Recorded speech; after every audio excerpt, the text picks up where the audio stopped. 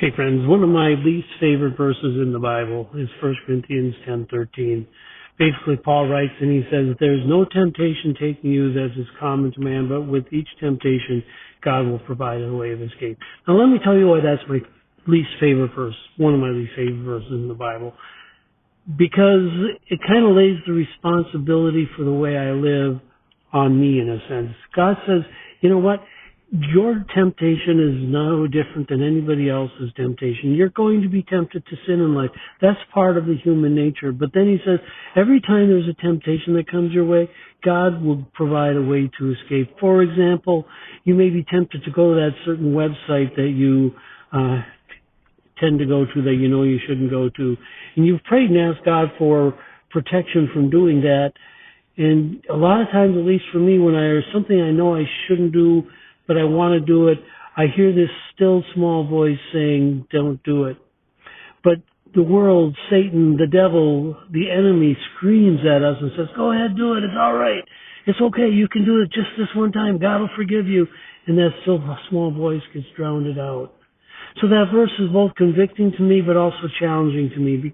It's convicting because it helps me to realize that when I do something against God's will, it's me doing something against God's will. But it's also a challenge to me to realize the fact that I don't need to do that. I don't need to give in to fear.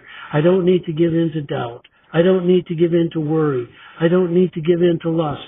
I don't need to give in to anger. I don't need to give in to hate. I don't need to give in to all of those things because God will provide a way. Now, how does he do that? I think there's two major things that you can do to have God help you with that. The first thing is start out each day with asking God for protection from those temptations.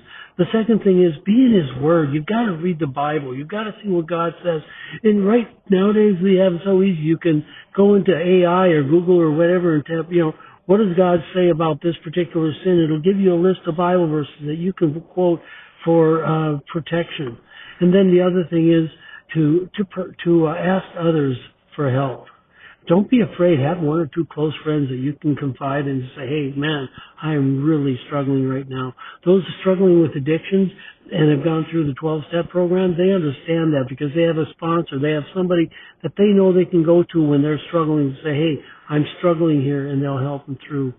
God wants you to live free of sin. God wants you to be victorious, but you can't do that unless, first of all, you have the temptation, and secondly, you rely on him. Another thing is, don't forget, temptation is not a sin. Acting on that temptation is. Hey, thanks for listening. Have a great day.